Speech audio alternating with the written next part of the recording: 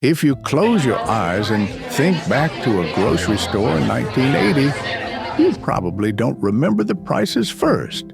You remember the smell, the sharp scent of fresh sawdust on the floor of the butcher shop, the warm, yeasty aroma of bread actually being baked behind the counter, not just reheated from a frozen truck. Today, the grocery store smells like nothing. It is a sterile fluorescent maze of 50,000 barcodes.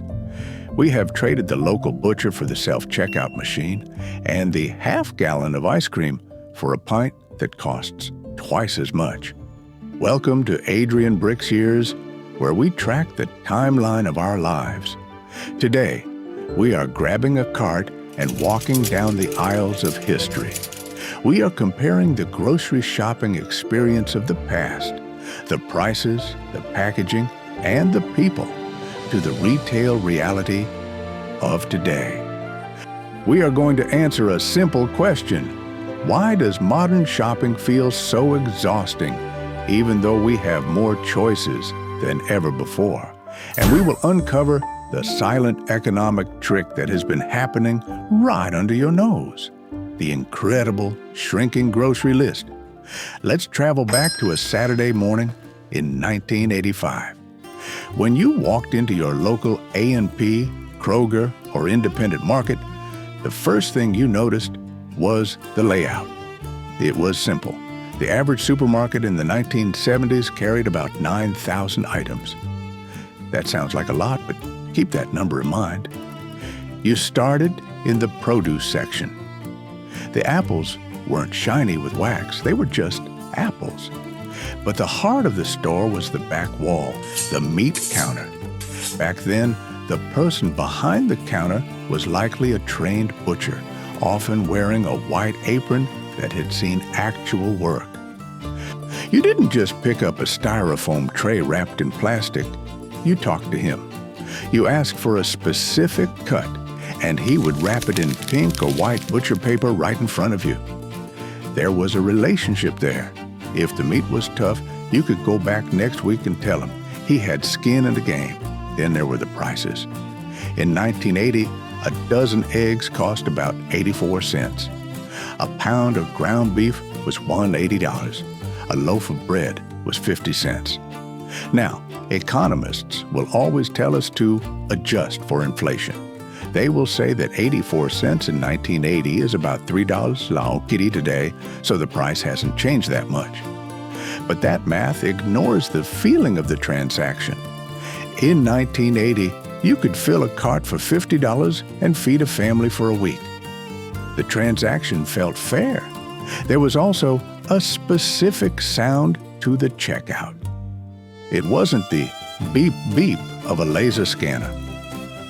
It was the clack, clack, clack of mechanical keys. The cashier had to actually read the price on the sticker and type it in. This forced a pause. It forced eye contact. You talked about the weather, the town gossip, or the kids. The grocery store was a third place, a social hub where you bumped into neighbors.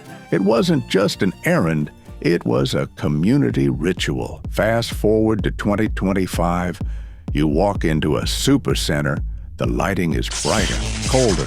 Remember those 9,000 items from the 70s? Today, the average supermarket carries over 50,000 items. This is what psychologists call the paralysis of choice. You don't just buy mustard. You have to choose between honey Dijon, spicy brown, stone ground, yellow, organic, and keto-friendly. We spend more mental energy just deciding what to buy than our parents did working to pay for it. But the biggest change isn't what is on the shelves.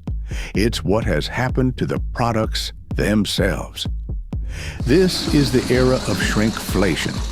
Let's look at the half-gallon of ice cream. A half-gallon is a specific measurement, 64 ounces. If you look at a tub of Breyers or Dryers today, it is 48 ounces. They kept the price the same, kept the tub looking roughly the same size, but they shaved off 25% of the product. Look at coffee.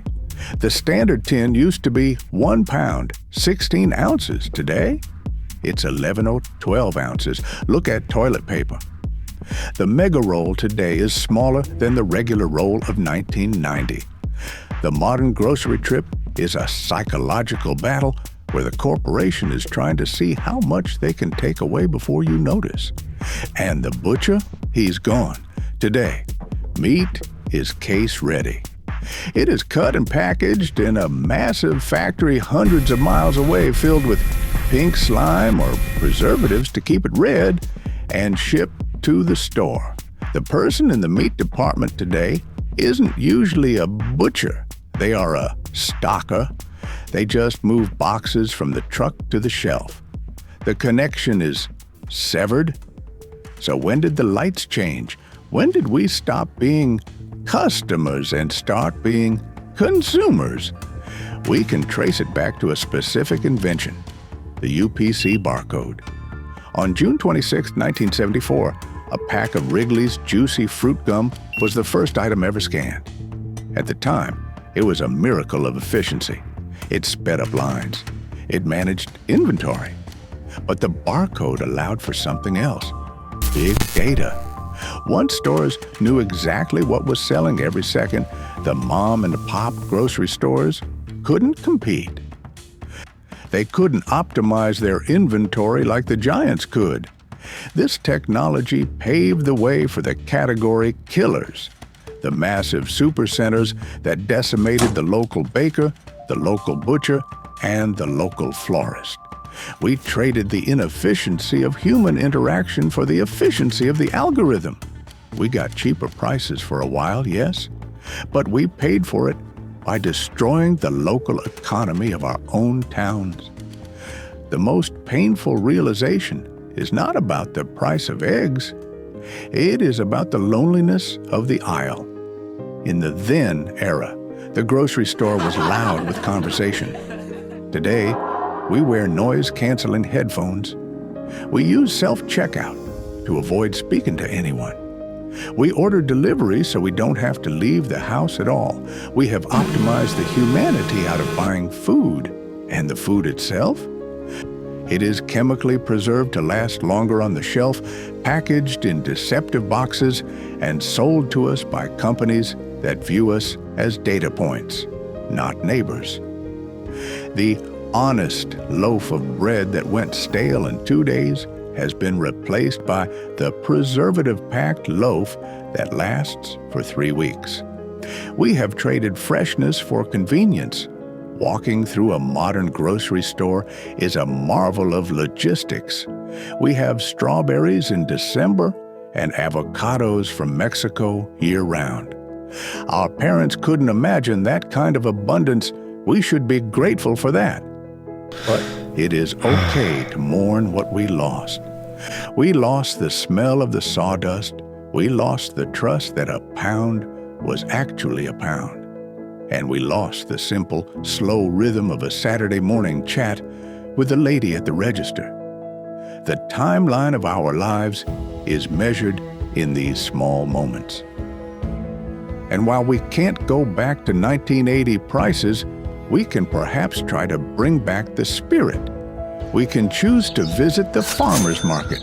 We can choose to take out the headphones. We can choose to see the person scanning our groceries as a neighbor, not a robot. I want to know your grocery store memories. Do you remember the specific smell of your local market? Do you remember when coffee cans were actually metal and full? Tell me the price you remember paying for a candy bar when you were a kid in the comments below.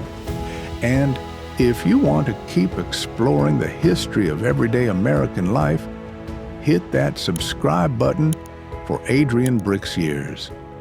We have so many more shelves to explore.